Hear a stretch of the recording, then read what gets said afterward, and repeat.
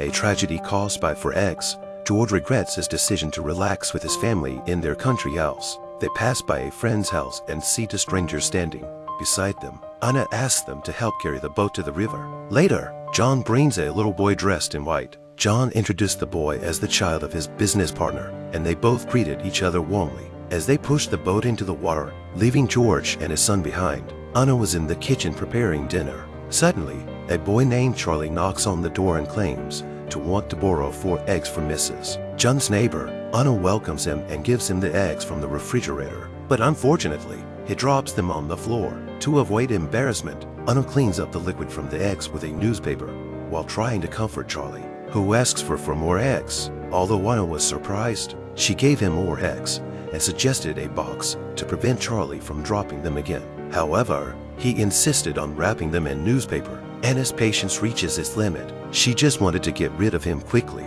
so she smoked a cigarette while listening to music.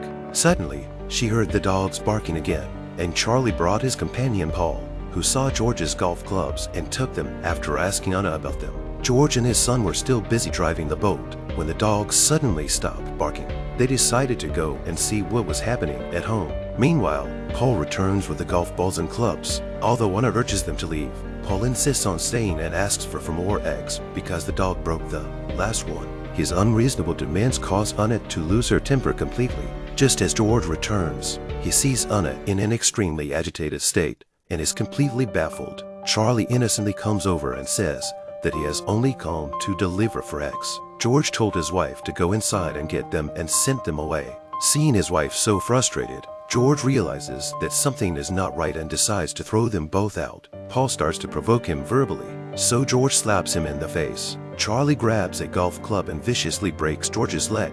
Anna hears the commotion and walks out to see what's going on, but Paul and Charlie pretended to be innocent and claimed that her husband had started it. George's leg was useless and his cell phone was broken, so he couldn't call for help. The situation didn't look good at all. George wanted to know what their motive was, but Paul didn't give a straight answer. Instead, he pulls a golf ball out of his pocket and challenges George to guess why he's already hit one. But there's another ball there. Just then, Anna remembers that she hasn't heard a dog bark in some time. At Paul's prompting, she went outside to look for the dog. Seeing Anna's anxious look, Paul winked perfectly at the camera, as if the audience was also his accomplice. He announces the final answer to the puzzle. The body is hidden in the driver's seat of their car. Then he leads Anna to the lake. Just as they arrive, a new friend comes over to say hello, and Paul asks Anna to pretend to act normal and introduce herself. The scene seems familiar. This is how George's family meets Paul. It seems he is looking for his next target.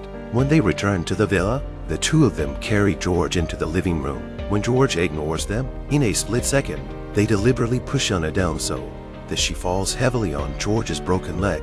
The accomplice kicked her from above, leaving Anna limp on the couch. She finally burst into tears, but the two men kept smiling politely as if nothing had happened. George asked them again why they were doing this, and Paul began to tell a tragic story about Charlie's difficult childhood, where he was often ridiculed by rich people because of his background. Therefore, as an adult, he chose to rob those who were rich, such as George. When Charlie starts to cry, Paul suddenly reveals that it was all a lie. He then begins to tell a completely different story, mocking Anna.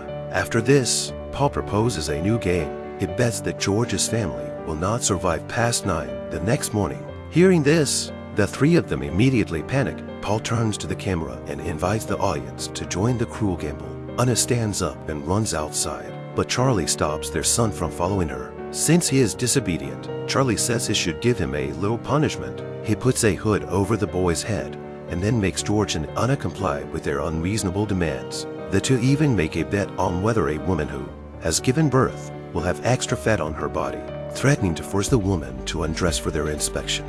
Anna is humiliated, but she has to obey their orders to ensure her son's safety. When the game was over, they removed the boy's hood. George suddenly launches a surprise attack on Paul, and his son takes the opportunity to escape from his kidnappers. He runs all the way to John's villa next door, and to catch up with the boy, Paul orders Charlie to stay behind and watch while the two adults go out and hunt him down. They soon find him, but it is clear that John and his family have been murdered. With nowhere to run, the boy points his gun at Paul and trembles with fear. He tries to shoot, but realizes to his horror that the gun is unloaded.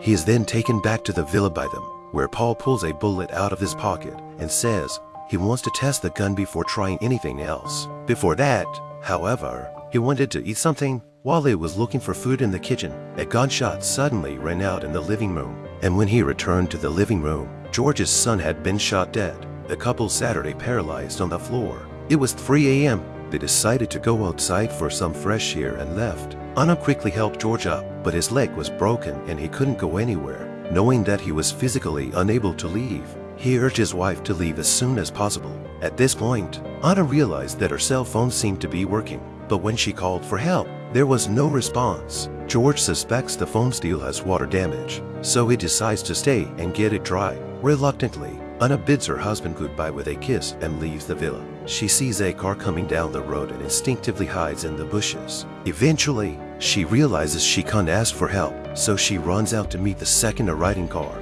not realizing that Paul and his accomplice are driving it. This time, they want to play a new game in which Paul will decide the couple's order of death if Anna can recite a prayer. Paul is very pleased with how well Anna listens, but when he lets his guard down, she grabs a nearby shotgun and fires a shot into Charlie's abdomen, leaving him dead on the ground.